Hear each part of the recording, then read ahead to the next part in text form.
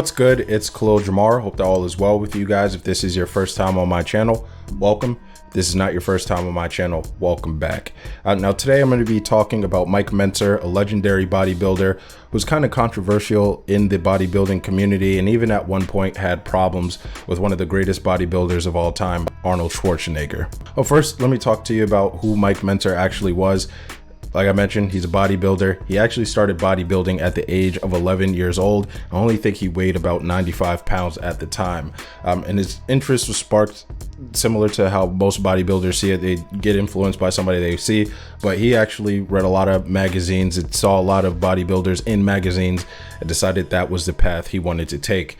And as he started bodybuilding, as most good fathers do, his dad supported him and brought him weights and an instruction booklet. And the instruction booklet is important because I do think that it led to his philosophy within bodybuilding, which also made him a little bit controversial.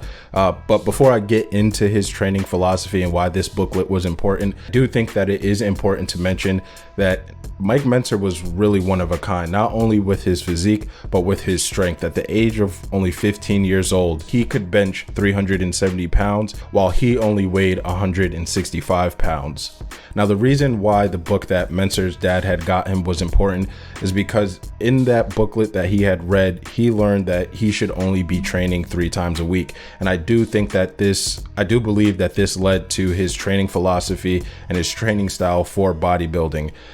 His main style of training was HIIT training, which is high intensity training. And if you don't know what it is, the workouts are very intense, but they're very brief as well. But he actually added, I think, his own twist on it.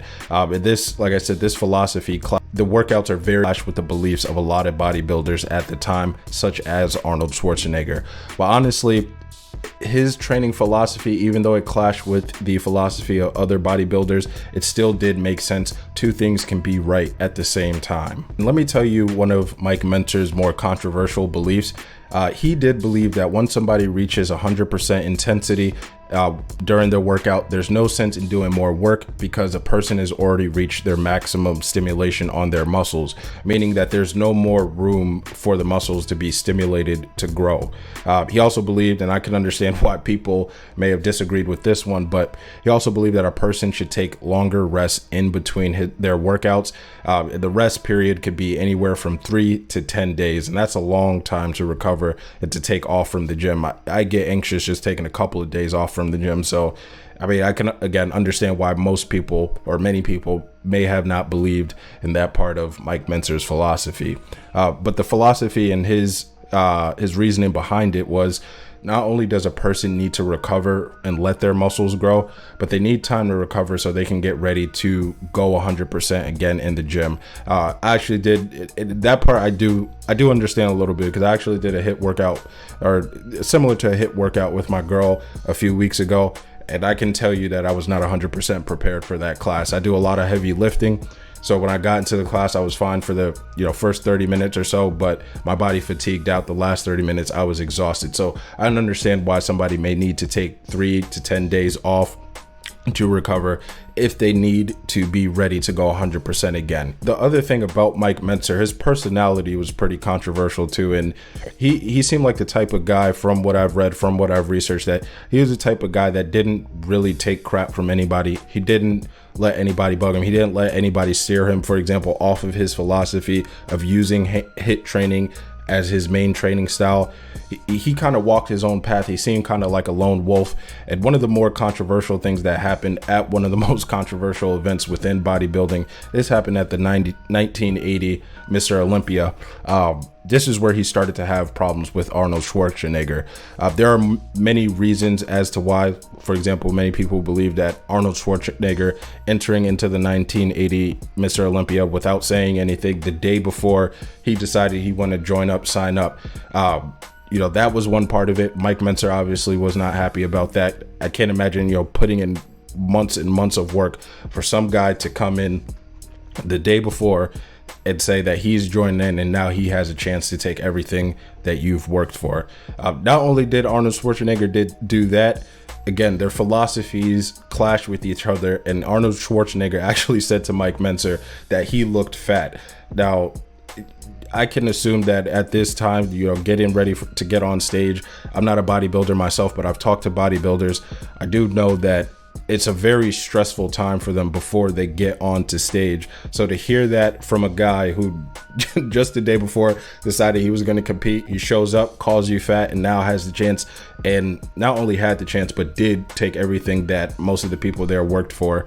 I can understand the frustration. But when Arnold Schwarzenegger did call him fat, Mike Menzter actually tried to attack him, and that's where the controversy starts. That's where they started to clash with each other.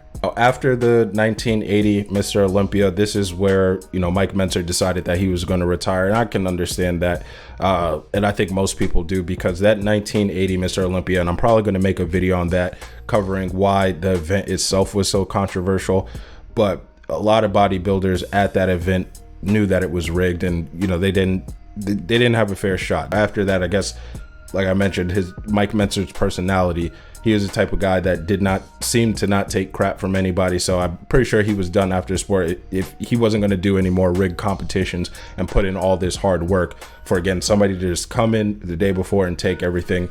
But after he did retire, many people actually think that he should have won that event. Again, I'll cover that in the next video. But after he retired, he didn't step away from bodybuilding completely. He did still help other bodybuilders such as Dorian Yates. And even though people found his training philosophy controversial, he still had a good amount of followers and people who believed in it.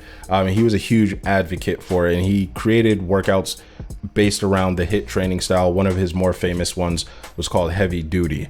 In 2001, unfortunately, he did end up passing away due to heart complications, but obviously his legacy isn't forgotten. People still talk about it. He still seems to be a legend and still seems to be respected among the sport, especially because he decided to take his own path and it still saw success. He went against the grain. He went against what most people believed in. He seemed like, I want to say he created his own belief, but he created his own training style. Again, he went his own way and still was able to be a very successful bodybuilder and was actually inducted to the Hall of Fame. But guys, that is the end of the video. Thank you for watching. If there's anything else that I missed on Mike Mentzer, who he was and why he was so controversial, definitely leave that down in the comment section. But again, guys, thank you for watching. Make sure that you do like the video, subscribe to the channel. I'll see you guys later.